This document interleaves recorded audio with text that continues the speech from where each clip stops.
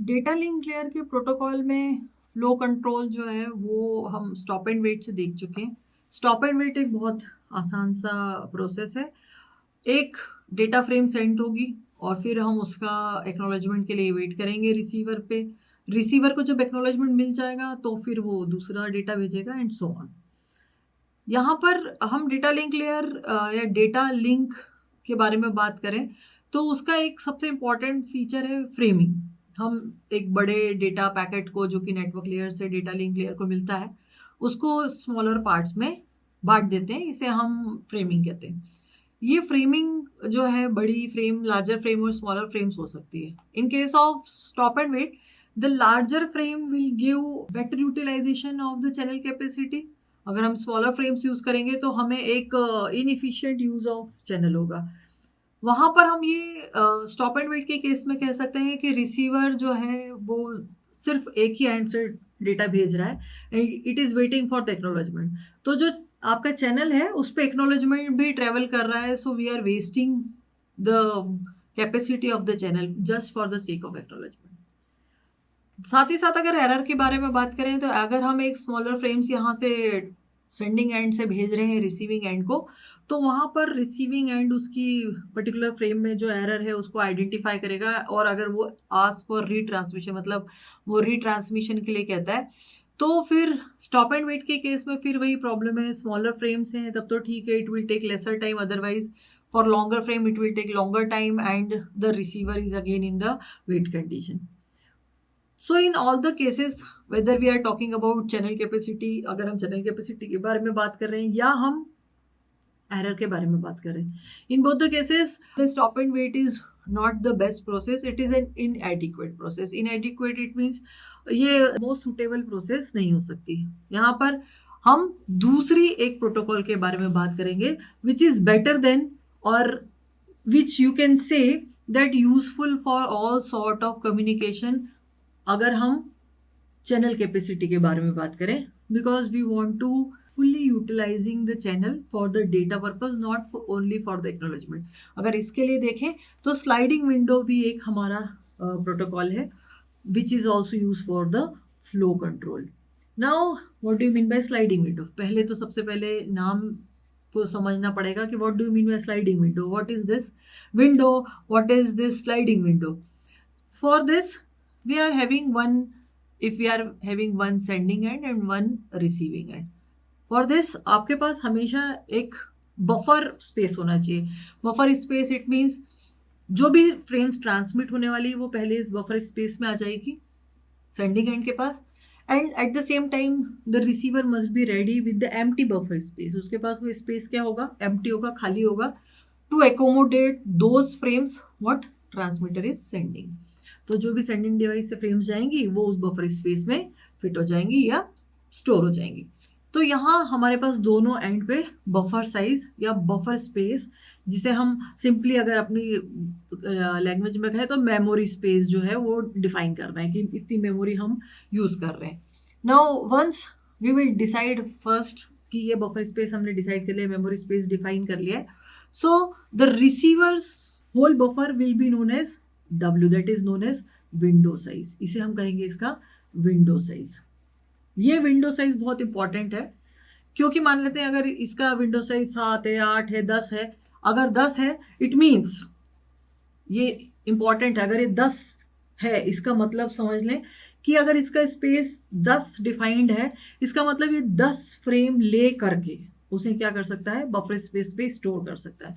So this is very important and it's very important for the receiver also. Receiver के लिए भी बहुत जरूरी है क्योंकि रिसीवर को ये पता है कि अगर इसका बफर स्पेस या जो इसका विंडो साइज W है या इसको हम नंबर में बोले तो 7 है, 8 है, 10 है, तो ये जो ट्रांसमीटर है या जो सेंडिंग डिवाइस है वो 10 फ्रेम्स या W फ्रेम्स जो है भेज सकता है without requiring any acknowledgement, without any acknowledgement. ये कोई ज़रूरत नहीं है एक्नॉलेजमेंट की क्योंकि उसे पता है कि यहाँ पर 10 विंडो का साइज है, so it can send 10 frame simultaneously और ये 10 फ्रेम भेजेगा, उसके बाद ही ये एक्नॉलेजमेंट एक्सपेक्ट करेगा। It means this has a process और this sliding window has an upper edge अगर हम स्टॉप एंड वेट से कंपेयर करें तो स्टॉप एंड वेट में एक सिंगल डेटा फ्रेम सेंड हो रही थी और फिर एक्नॉलेजमेंट आ रहा था। यहाँ पे आप मल्टीपल फ्रेम्स मतलब several frames you can transmit, totally depend upon the W. Before the acknowledgement आप इतनी फ्रेम्स भेज सकते हैं और एक्नॉलेजमेंट का वेट कर सकते हैं। सो this is how you can send multiple frames. Now this is about window. ये विंडो है, विंडो कैसे डिफाइन हुआ, इसका बफर स्पेस से डिफाइन हुआ। नाउ वंस वी नो कि ये विंडो है तो हम क्या करेंगे, जितनी भी फ्रेम्स भेजेंगे उनको सीक्वेंस नंबर देंगे, sequence number like 0 1 2 and the sequence will be defined as 2⁻k। जैसे मॉड्यूलो 2 में हम जनरली करते हैं वैसे ही मॉड्यूलो n अरिथमेटिक में हमने किया, तो यहाँ पे 2⁻k। If k is equal to 3 इसका मतलब 2⁸ सो आपका window size w is equal to 8। Total आपके पास स्पेस कितना हो गया, 8। और नंबरिंग हो गई। अब हम फ्रेम्स का नंबर देंगे जिसे हम कहेंगे sequence number. Frame sequence number वो होगा 0 1 2 3 4 5 6 7। So this is how we have 8 frames and then again the sequence will be repeated 0 1 2 3 4 5 6 7 8. Now this is the size as well as the sequence of the frames. अब हमारे पास दोनों एक चीज define हो गई कि हमारा विंडो क्या है। नाउ वी हैव टू सी कि ये स्लाइडिंग कैसे कर रहा है। उसके पहले ये भी बहुत इंपॉर्टेंट है, बहुत अच्छा है ये देखना कि अगर हमारे पास सेंडिंग एंड और रिसीविंग एंड पे अगर हम डेटा भेज रहे हैं, तो मान लेते हैं कि हम सेंडर से डेटा भेज रहे हैं और हमें ये पता है कि इसका विंडो साइज मान लेते हैं 8 है, लेट्स से इट्स 8, और ये 8 फ्रेम्स साइमल्टेनियसली भेज सकता है, मतलब एक के बाद एक भेज सकता है, not worrying about the acknowledgement. हम मान लेते हैं कि यहाँ से इसने सेंडिंग एंड से डेटा फ्रेम भेजी है 0, क्योंकि यहाँ पे हमें सीक्वेंस नंबर इसे फॉलो करना है 0 to 7। देन डेटा फ्रेम भेजी गई है 1 और देन डेटा फ्रेम भेजी गई है 2। वंस द रिसीवर रिसीव्स, यहाँ पे रिसीवर ने इन तीनों को रिसीव कर लिया, so it's up to the receiver, ये रिसीवर के हाथ में, in the receiver's hand, that it will generate the acknowledgement according to its processing speed. क्योंकि प्रोसेसिंग स्पीड भी बहुत इंपॉर्टेंट है। वो 3 डेटा फ्रेम्स को प्रोसेस कर चुका है, स्टोर कर चुका है, देख चुका है, एरर देख चुका है, then it will generate an acknowledgement and send. Now the important thing is कि इस एक्नॉलेजमेंट में ये तीनों फ्रेम का एक्नॉलेजमेंट इस तरीके से आएगा कि 0 1 2 ये तीनों फ्रेम्स मेरे पास आ गई है, and what ever frame I am expecting, अब मैं कौन सी फ्रेम चाह रहा हूं आप भेजें, वो बताने के लिए this will be given as acknowledgement 3। तो ये सीक्वेंस नंबर जो है ये इसलिए बहुत इंपॉर्टेंट है। यहाँ पर डेटा 0 1 2 चला गया, रिसीवर ने इनको रिसीव कर लिया, बफर स्पेस में फिल कर लिया, और फिर क्या हुआ, उसने ये एक्नॉलेजमेंट 3 जनरेट किया। व्हाट टू रिफ्लेक्ट, ये 3 जो है ये क्या बता रहा है सेंडिंग एंड को, it is showing the sending and that the frame number 3 is expected. अब हमारे पास फ्रेम नंबर 3 आनी चाहिए, ये रिसीवर ने इस एक्नॉलेजमेंट के साथ ही बता दिया। So now this is what the sequence number and what is the window. Now once we know this we can also see what do mean by sliding window. So generally buffer space होगा और हम मान लेते हैं कि ये buffer space में ये इस तरीके से फ्रेम्स जो हैं रखी रहेंगी, नंबरिंग यही रहेगी, इसमें कोई परिवर्तन नहीं हो सकता।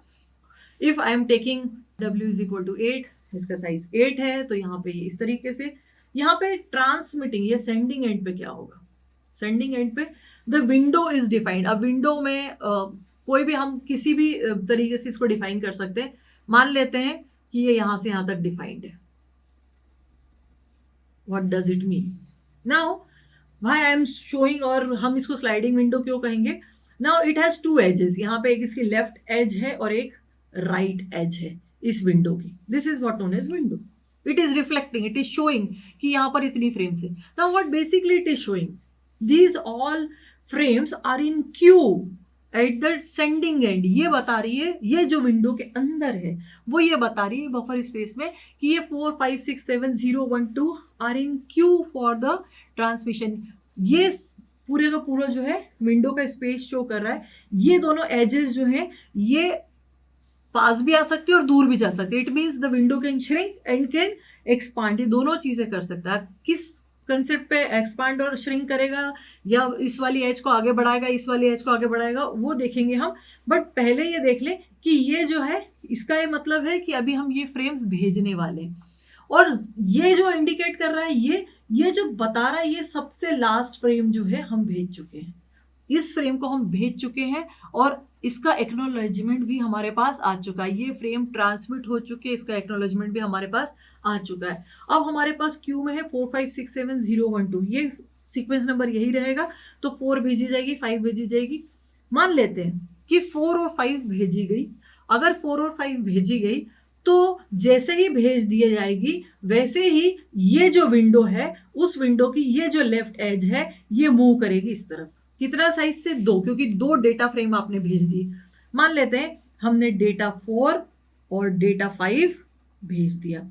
अब डेटा 4 और डेटा 5 भेज देने के बाद this window will shift to this end. What it is showing? It will show that we have sent 4 and 5, but हमारा विंडो क्या हो गया? श्रिंक हो गया। श्रिंक क्यों हो गया? 1 2 3 4 5 6, पहले यहाँ पे 6 बफर स्पेस था, 6 फ्रेम्स रखी हुई थी। अब ये श्रिंक होके 1 2 3 4 पे आ गया। वाई? बिकॉज हम 2 फ्रेम्स भेज चुके हैं, बट येट नॉट, हम इस वाली एंड को मूव नहीं कर रहे हैं। ये तभी मूव होगी, ये तब मूव होगी जब, जैसे ही हमारे पास मान लेते हैं एक्नॉलेजमेंट 6 आ जाता है रिसीविंग एंड से। अगर रिसीविंग एंड से एक्नॉलेजमेंट 6 आ जाता है, what it indicate? It indicate कि 4 और 5 सक्सेसफुली रिसीव हो गई। 4 और 5 जैसे ही सक्सेसफुली रिसीव हो गई तो क्या होगा कि एक्नॉलेजमेंट 6 ने शो कर दिया कि हमारे पास 4 5 आ गई है रिसीवर के पास।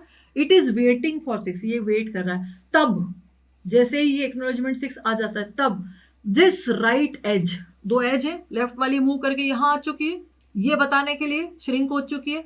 अब राइट एज कहाँ जाएगी? राइट एज आगे बढ़ जाएगी, आगे बढ़ के यहां आ जाएगी और यहां आके 2 स्पेस आगे बढ़ गई। What it is showing now? It is showing कि अब हमारे पास 1 2 3 4 5 6 फिर से 6 बफर स्पेस, मतलब 6 फ्रेम्स अवेलेबल है जो क्यू में हम उनको भेजेंगे। तो ये जो लेफ्ट और राइट एज है वो क्या करती है? विंडो को श्रिंक और एक्सपांड करती है। श्रिंक कब होगा? Once it send the frame, एक बार फ्रेम्स भेज दी तो श्रिंक हो जाएगा। एक्सपांड कब होगा? जैसे ही उसके पास उसका एक्नॉलेजमेंट आ गया ऑन फ्रेम्स का, so it will expand. So in this way this buffer space and this window will move throughout the buffer space and that's why it is known as, यहां पर ये स्लाइड कर रहा है, shrink और expand कर रहा है। इन द सेम फैशन ये सेंडिंग एंड पे है, इन the same fashion receiving end पे भी होगा। रिसीविंग एंड पे भी सेम फैशन में हमारे पास जो होना है दोनों में सिमिलर फैशन में, सिमिलर मतलब जैसा होगा सेंडिंग एंड पे सिमिलरली, पर यहाँ पे थोड़ा सा डिफरेंस आएगा। अब थोड़ा सा डिफरेंस क्या? अब मान लेते हैं कि यहाँ पे जैसे हमने पहले इंडिकेट किया था, मैं मान लेती हूँ कि ये एक्सपेक्ट कर रहा है। What it is expecting? इसके भी पास 2 एजेस है, लेफ्ट एज और राइट एज। अब ये लेफ्ट और राइट एज जो है ये भी वही बात है कि श्रिंक करेगी और एक्सपांड करेगी, बट कब? ये 4 और 5 6 7, what it is showing? It is showing कि मैं 4 5 6 7 जो है मैं एक्सपेक्ट कर रहा हूं। तो सेंडिंग एंड जब 4 5 6 7 भेजेगा तभी जाके ये जो है ये श्रिंक या एक्सपांड करेगा। Once it will receive 4 and 5 and generate, जब भी एक्नॉलेजमेंट जनरेट कर देगा तो फिर सिमिलर फैशन में ये यहाँ पे यहाँ आ जाएगा जैसे एक्नॉलेजमेंट जनरेट कर देगा। इसका मतलब ये भी कहाँ मूव हो जाएगा? यहाँ मूव हो जाएगा।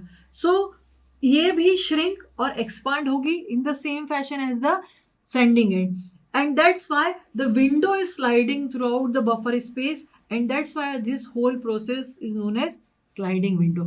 Now जब हम इसको देख रहे हैं तो हमारे पास एडवांटेज या हम इन सबको करने से हमें फायदा क्या मिल रहा है? हमें फायदा ये मिल रहा है कि हम ये जो पूरा प्रोसेस कर रहे हैं हम स्टॉप एंड वेट से कंपेयर करेंगे।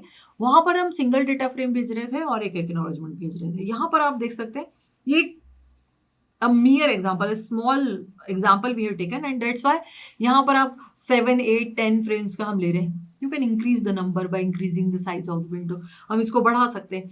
तो यहाँ पे आप multiple frames, several frames भेजेंगे। So the advantage is we are utilizing the channel very efficiently, हम चैनल को बहुत अच्छे से यूटिलाइज कर रहे हैं क्योंकि मोस्ट ऑफ द टाइम जो चैनल पे है वो डेटा है, एक्नॉलेजमेंट नहीं है। जहां पर हम एक फ्रेम भेज रहे थे वहां पे मल्टीपल फ्रेम साइमल्टेनियसली एक के बाद एक के बाद एक जा रही। साथ ही साथ एक्नॉलेजमेंट जो है वो 5 6 10 डिपेंड्स कि हम रिसीवर की प्रोसेसिंग स्पीड पे डिपेंड करता है कि आपके पास मल्टीपल फ्रेम्स के बाद वो एक्नॉलेजमेंट आएगा. सो जहाँ हर फ्रेम के बाद एक्नॉलेजमेंट आ रहा था, so that was the problem with the stop and wait कि वहां पर वो उसकी कैपेसिटी को या चैनल कैपेसिटी को यूटिलाइज नहीं कर पा रहा था. यहाँ पर आप देखें कि 10 फ्रेम, 15 फ्रेम, 20 फ्रेम, 50 फ्रेम के बाद एक्नॉलेजमेंट आएगा. So it is a better utilization of channel capacity because the channel is meant for data. Channel जो बनाया गया है वो डेटा के लिए बनाया गया है. Acknowledgement is a part of this communication, and that's why this sliding window process is an improvement over stop and wait. By using this buffer space and the sequence number and by the concept of sliding window, we can improve the efficiency of communication.